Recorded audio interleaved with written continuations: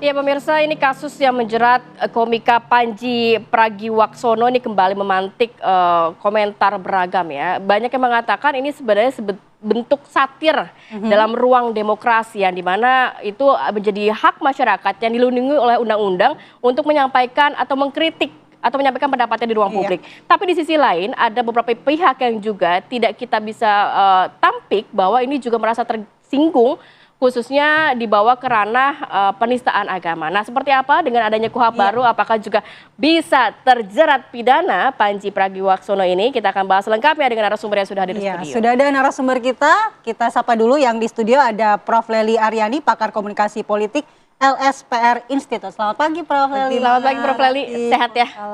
Oke, kemudian ada Ibu Asfinawati, dosen STH Indonesia Jentera. Selamat pagi. Selamat pagi. Mbak Asfina. Sehat ya Mbak ya? Sehat. Dan melalui sambungan Zoom juga sudah bergabung Bang Novel Bamukmin, pelapor Panji kasus penistaan agama. Selamat pagi Bang Novel. Selamat pagi, Assalamualaikum Bang Novel. Selamat pagi, Assalamualaikum warahmatullahi wabarakatuh. Waalaikumsalam warahmatullahi wabarakatuh. Saya mau ke Bang Novel dulu deh. Bang Novel, ini kan memang kita sudah berada di era KUHP baru. Nah, dalam KUHP baru yang saya tangkap adalah ketika kita melaporkan kasus terkait dengan agama, harus ada unsur penghasutan dan provokasi di dalamnya. Apakah Panji atau narasi yang disampaikan oleh Panji ini menurut Anda sudah ada unsur provokatifnya? Iya, itu sangat jelas ya apa yang dilontarkan bertubi-tubi itu. Berkali-kali. Ada 5 poin yang kita melihat itu yang kita sudah jabarkan satu persatu.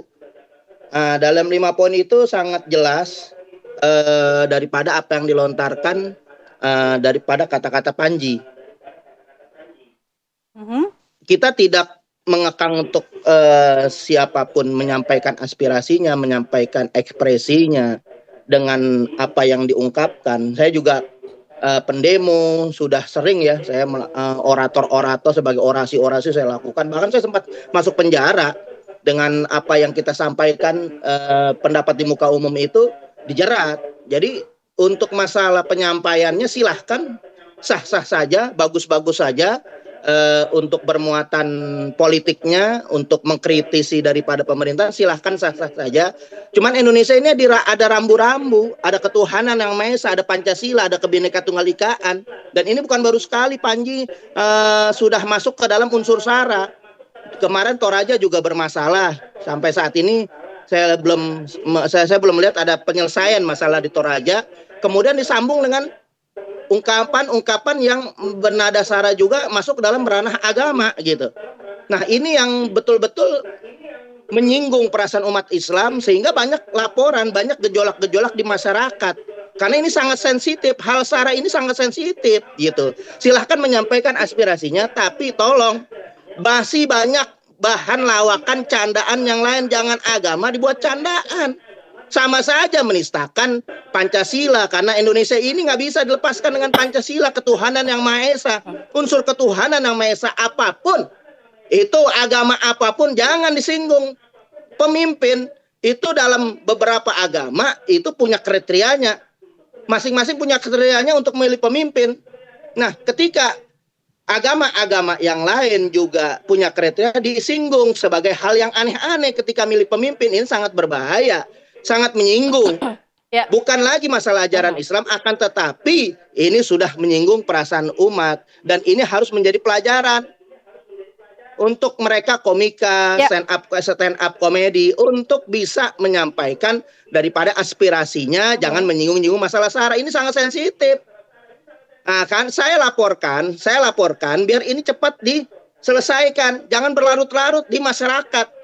Ingat Ade Armando itu nggak diselesaikan, akhirnya apa, digebukin di jalanan. Maka saya menyelamatkan supaya ini segera diselesaikan. Kalau memang harus diberikan sanksi hukum, diberikan sanksi hukum. Nanti ada putusan MUI juga yang akan menyampaikan bahwa ada beberapa kata-kata yang menyinggung perasaan umat Islam itu nanti sebagai laporan itu kan dihadirkan. Ada saksi ahli agama, saksi ahli ITE, saksi ahli bahasa, saksi ahli pidana, itu harus dihadirkan supaya segera permasalahan ini diselesaikan, jangan berlarut-larut. Sudah cukup Indonesia ini dibuat gaduh dengan masalah-masalah. Dan kita nggak pernah diskriminasi terhadap ini. Siapapun saya laporkan. Ahok saya yang laporkan. Pertama yang saya pelapor pertama Ahok. Sukmawati 2 kali saya laporkan. Begitu juga ada Victor Leskodat, ada Ade Armando, ada Abu Janda.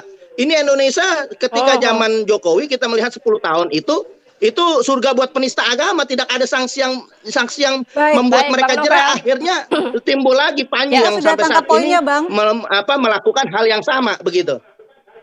Oke, baik. Saya bergeser ke Prof. Lely. Kalau tadi dikatakan bahwa ya oke lah kita memang ini sebagai bentuk satir, kritikan di ruang demokrasi. Tapi di sisi lain mungkin ada yang tersinggung. Ini masuk ke dalam masalah agama. Kalau Prof. Lely melihatnya sendiri, apakah sebenarnya ini bentuk apa ya? Bentuk persempitnya ruang demokrasi kita, atau sebenarnya bisa dilihat juga bahwa ya mungkin konten yang disampaikan Panji ini memang sudah masuk ke ranah penistaan agama. Pertama, memang kita harus menyadari bahwa setiap kita itu adalah makhluk pendongeng. Rati sama Mala ketika menyampaikan narasi di luar teks yang ada di layar misalnya, kemudian mencoba mengimprovisasi. Itu adalah bagian dari upaya kita menjadi pendongeng tadi. Namun di dalam narasi yang dibangun itu memang ada namanya fidelisme naratif. Nah, fidelisme naratif itu sejauh mana seseorang menyampaikan sebuah cerita gitu, baik yang berkaitan dengan agama, budaya, ekonomi, politik dan sebagainya, yang merasakan sesuatu itu nyata dalam kehidupannya sehari-hari. Kalau saya membuka-buka videonya Panji, saya kira apa yang dia sampaikan itu banyak sebenarnya sudah disampaikan oleh penceramah juga, orang lain juga gitu kan. Tapi mungkin salah satu kesalahan Panji itu dia bukan ahlinya gitu ketika dia menyinggung soal agama. Nah, dalam teori semiotik juga kan dikenal namanya denotatif, konotatif, dan mitos gitu kan. Misalnya soal ada pesawat gitu yang sejauh mana Mala sama Rati misalnya pernah naik berbagai macam pesawat. Bahkan kita mencoba di satu pesawat itu kan ada yang di dalam lacinya itu ditaruh berbagai doa dari berbagai agama dan sebagainya. Sehingga ada anak itu juga mengatakan kalau mau naik pesawat itu kalau nggak mau cepat ke neraka baca tuh doa-doanya dan sebagainya, atau sampai akhirat dan sebagainya.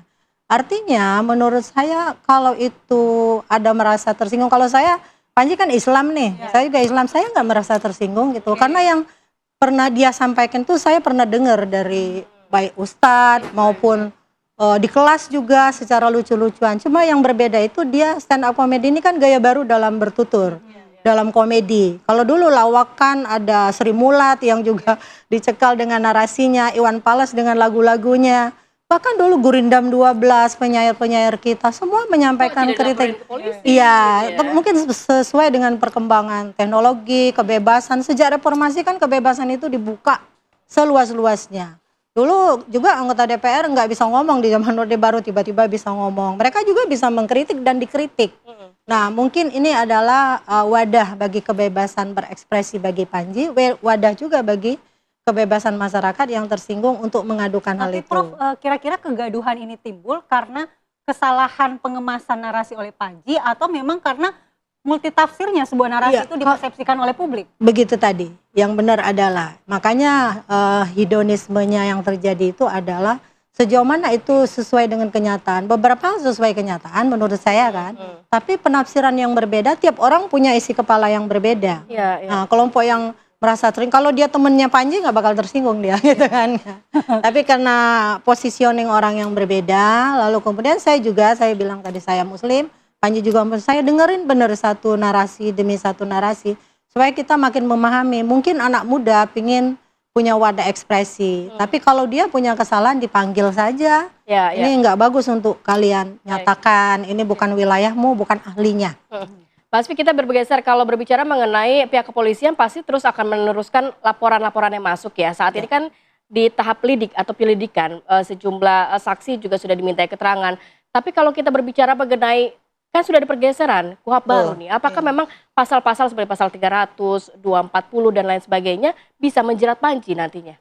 Ya, jadi saya sih paham ada orang tersinggung gitu ya. Tapi apakah tersinggung harus diselesaikan dengan hukum? Nah, itu yang berbeda. Karena dia bisa diselesaikan dengan cara sosial gitu ya. Dengan saling mengkritik, dengan saling protes. Nah, kalau kita lihat pasal 622 KUHP baru, itu mengatakan ada yang dicabut dan dinyatakan tidak berlaku. Apa itu? Salah satunya pasal 4 PNPS 165 tentang pencegahan penyalahgunaan dan atau penodaan agama. Apa sih pasal 4 itu? Pasal 4 itu bilang begini, di dalam KUHP dimasukkan pasal 156A itu.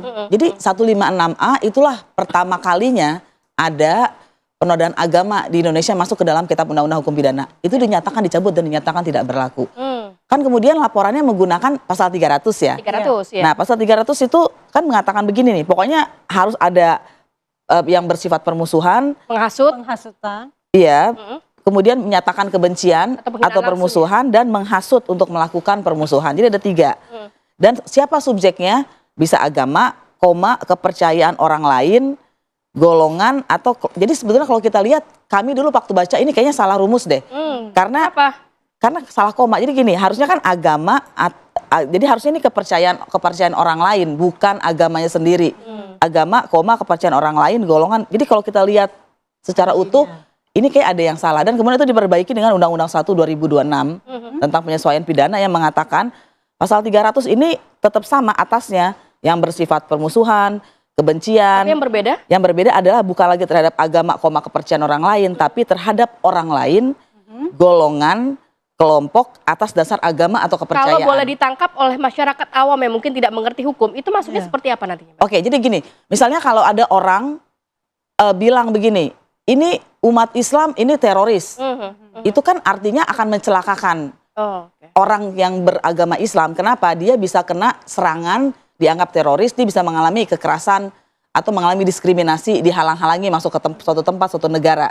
Jadi yang permusuhannya itu kepada orang atas dasar orang yang beragama.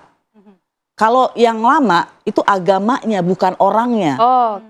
Iya kan? Nah, penodaan mengaitkan dengan kasus Panji ini seperti apa? Nah, yang menyasar agama itu sudah tidak ada lagi di KUHP.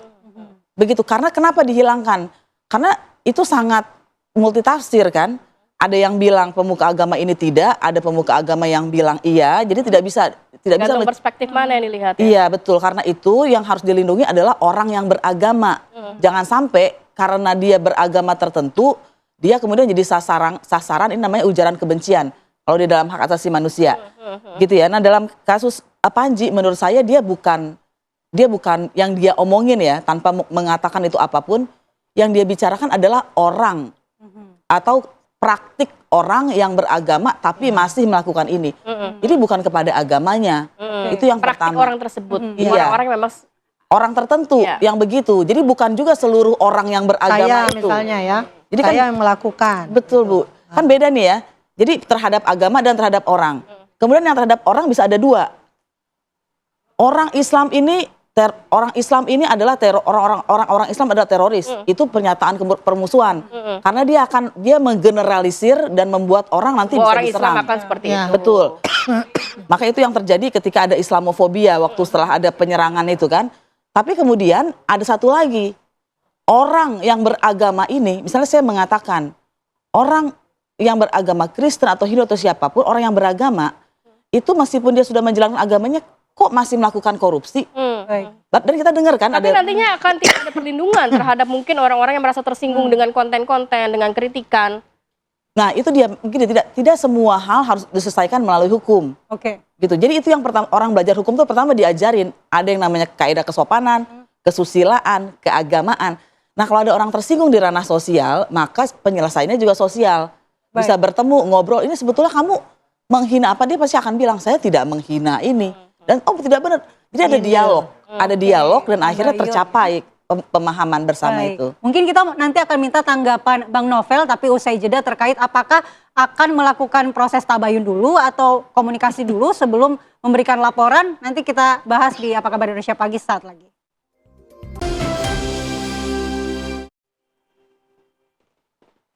Kita lanjutkan dialog, saya mau ke Bang Novel. Bang Novel, kalau kita dengarkan penjelasan dari Mbak Asvin tadi, sebenarnya harusnya jika ada ketersinggungan atau reaksi sosial dari apa yang disampaikan Panji, diselesaikan dulu dengan membuka dialog atau komunikasi sebelum mungkin membawanya ke ranah hukum. Apakah sudah ada proses itu terlebih dahulu dari pihak Anda? Jadi kalau menyinggung tabayun atau cek and recheck, klarifikasi itu harus jelas dulu. Tabayun itu mencari bukti dan saksi. Kenapa ada tabayun? Tabayun itu berangkat daripada keterangan yang samar-samar. Ada orang mengatakan ini, mengatakan itu, konon katanya gitu, itu kita kejar kepada orang itu, kita bertemu untuk kita menanyakan apa maksudnya, apa benar apa yang dikatakan seperti itu, kemudian apa maksudnya, itu tabayun. Kalau ini sudah jelas terang benderang. Dalam Islam ada kaidah nahnu nahkumu bidawahir wallahu yatawalla asyara'ir. Islam itu dengan menghukumkan dengan yang terlihat, yang nampak. Jadi kalau sudah nampak jelas, itu kita hukumkan. Masalah perasaan dia bagaimana, itu bukan urusan kita. Karena Rasulullah SAW diutus bukan membongkar hati manusia. Nah, dengan kaidah-kaidah hukum, salah satunya hukum Islam itu menghukumkan yang zahir, yang terucap. Apa yang dilakukan itu sudah cukup begitu. Jadi kita harus jelas dulu, itu yang ngomong ngalor ngidul udah tahu belum, itu kata perkatanya sudah dijabarkan atau tidak. Kalau saya udah punya berdasarkan pelaporan, kita sudah jabarkan kata per kata satu demi satu, itu kita sudah jabarkan. Jadi ada 5 di sini, ada 5 yang kita bagi 5 kelompok daripada 5 bagian apa yang Panji itu ucapkan. Dari judulnya saja mens rea, niat jahat. Ternyata amalnya juga apa yang dikerjakan amal jahat. Jadi bejat.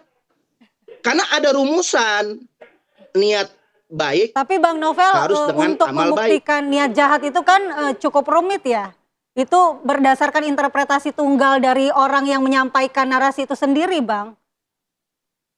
Iya, judulnya itu yang kita lihat, itu yang tampak.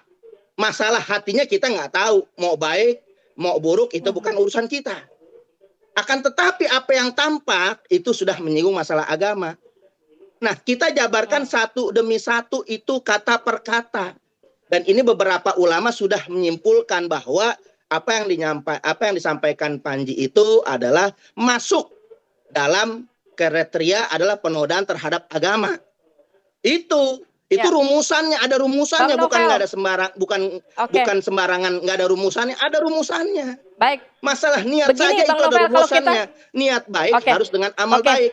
Niat buruk, amal baik sama juga buruk.